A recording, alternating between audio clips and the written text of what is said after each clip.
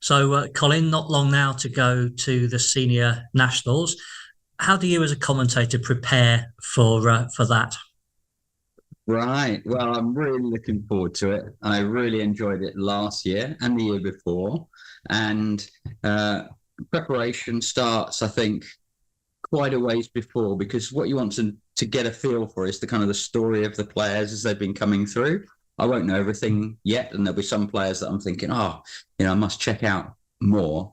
But I've got a sheet of paper which I'm just kind of gradually building up, a bit like a mind map over time about who's doing what. So as we speak, we've got Liam Pitchford playing in Goa against Gowsey. We don't know the outcome of that game, but that's going to be an interesting one. He's obviously done brilliantly at the European top 16, beat Truls Morregard.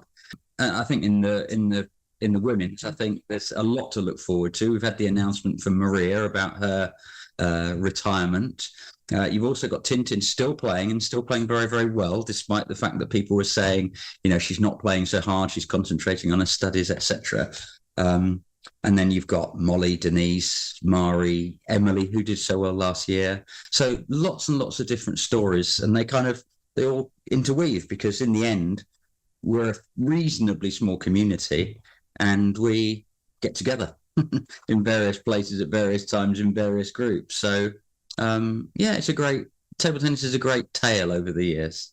Yeah, yeah. I mean, you mentioned Mari. Of course, her getting to the final a few years ago was a very Fantastic. big story at the time.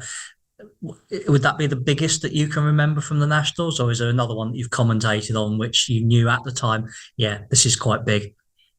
Yeah, that was a great one. It was quite a big one, and I was pleased for Mari. Um, she's worked really, really hard over the years. She's a combination back player. People have talked about her style, and one of the things I remember saying, and I think I was commentating with Don Parker, and I said, if you just watch where the ball's coming from and where the ball's going to as she's playing, it's pristine. She reminds me of Carl Preen in that he was people would sometimes get sidetracked by the way that he played.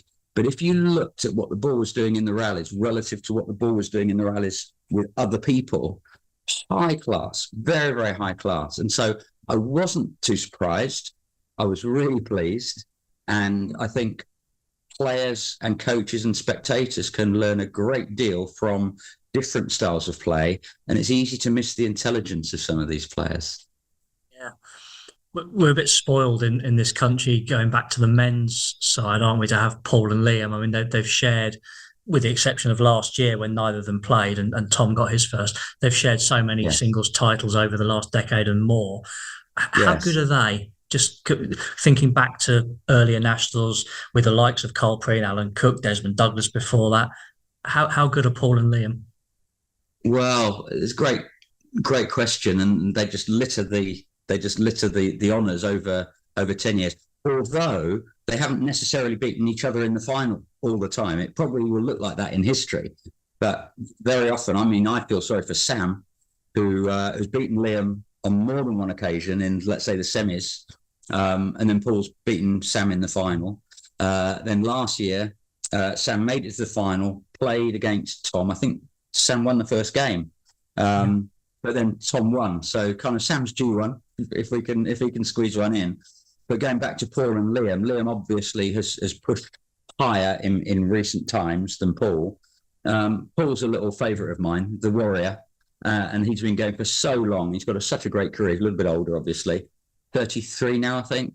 And he just puts everything into it. He's such a gentleman, but a ruthless, powerful warrior of a competitor. I really like the way that he goes about his profession and his table tennis. You can argue that the top players today, all of them are better than players in previous eras. But you could say the same about, I don't know, pick up snooker or what have you. Is Steve Davis better than Joe Davis? And in a sport like that, you can tell how the youngsters take over because they physically take over people with a long career.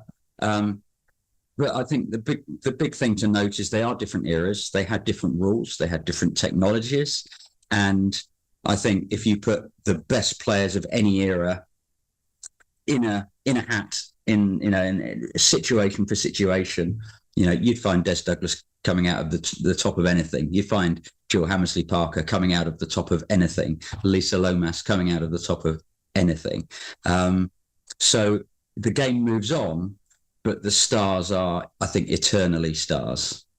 Yeah, and the great players always find a way to win, don't they? No matter who they're up against. So, comparing eras is always invidious, but that's true that the great players just find a way. I just wanted to talk to you. There's a lot for the spectators at the event to look forward to, obviously. You're going to be talking to those who aren't at the event through TTE TV. How do you find the words? You're an England international yourself, obviously, so you're steeped in the sport. But how has that knowledge then translated into becoming a wordsmith and talking about the game as well? Well, sure. I played for England, won a couple of Commonwealth silvers. I was a mediocre international, not a good one, and became a coach. And there's some research to say that it's the needy players that become good coaches because they really had to think about it. I didn't have a big body.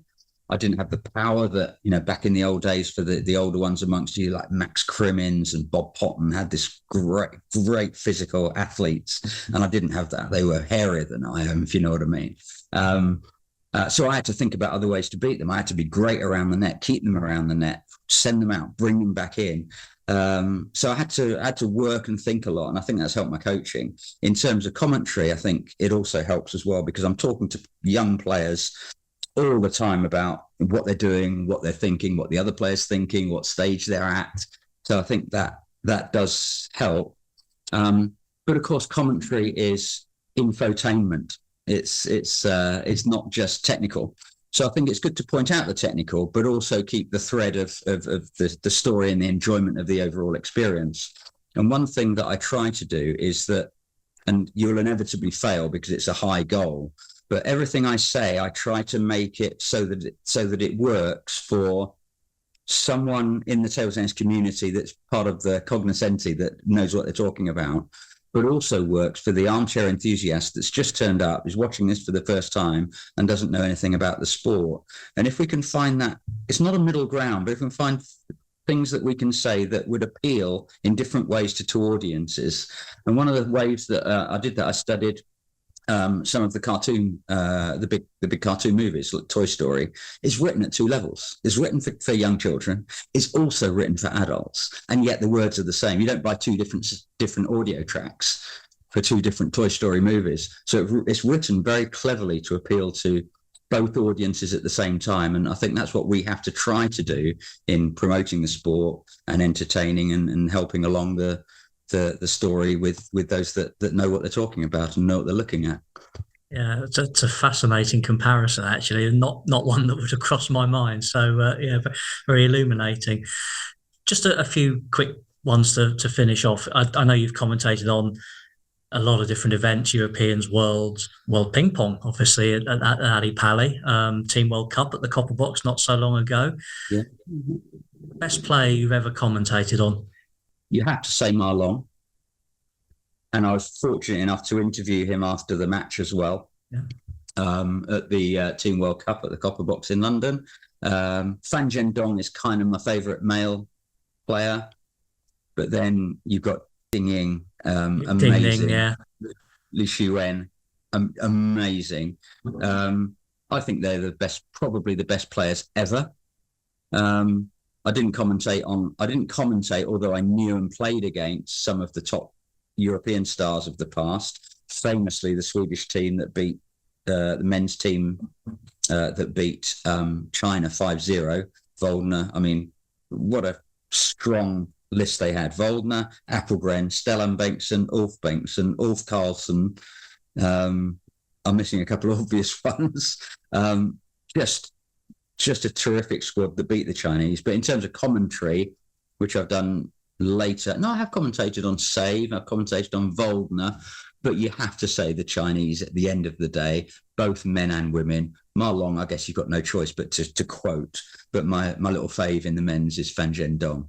Yeah, there were some amazing matches, weren't there, involving those and Liam giving as good as he got with Fan Dong on another day, that would have gone his way. And beat Marlon, and so it is possible and doable, but the overlap is not huge, and obviously we want to keep building that, and that's what part of what makes it fascinating to chase China, sometimes beat them, and to have other nations as well challenging at the top world level. Yeah, I'm just going to throw another quick one at you. The best match or the big most significant moment that you've commentated. Wow, there are so many, Paul. There are so many. That's a difficult one. I'd need to stop and think about that one for a while. So I will. I think going back, the first time that I commentated on a European Championships, I think I recall the final of the men's singles in Euro '94 in Birmingham at what was then called the National Indoor Arena. And I was quite new to it, and it was just fantastic. And I believe Save beat Volner in the final. And it was really interesting because during the match, Save did a perfect half-long serve. Volner went to topspin it, caught his thumb, and smashed his hand a little bit, which is exactly what Save wanted.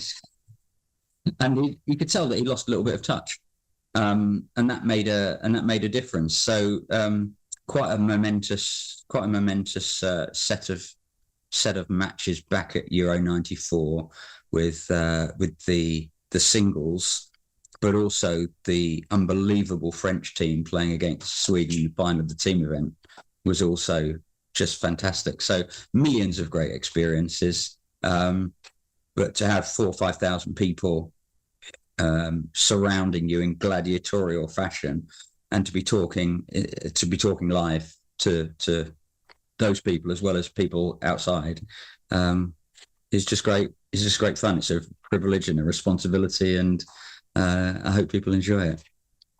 Yeah, and you'll have some good company, of course, in the commentary box in Nottingham. Don Parker, who you've shared a commentary box with on many occasions, Yeah, and some younger voices as well. Fraser Riley, who's doing some commentary for the ITTF, is hopefully going to be around for that. And then we normally bring in some players. Maria's done a good turn in the box in the past alongside you. So yeah. it should be good listening and good viewing on TTE TV. Yeah, it should be great. Yeah, Fraser, I think won a competition and got the ITTF job, so it's great that he's doing that. Maria's been exceptional, and now she's professional in the media business. I'm not surprised. Table tennis has lost is her and media's game, but she'll come back around, and I'm sure her careers will combine over time. And Don, yeah, we try and sit the same way that we stood when we used to play doubles together. So I try and stand on the right because I'm left-handed, and he sits on the left because he's. That's what Ant and Dec right. do, isn't it? It's a bit like that. And then sometimes we have to sit the other way around. I'm going, why are you over there? Shouldn't you be flicking the serves? But no, Don's is a great professional, and it's always an honour to be back with someone that was my national coach and that mentored and coached me when I was a junior, and we eventually played doubles together, got to the final of the nationals ourselves. But Desmond Paul too good. But it's a great experience, and nice, lovely to catch up with so many people as well. Well, we look forward to seeing and hearing you there. Colin, thanks very much for your time. I'll do what I can. Thank you very much for having me, Paul. Cheers.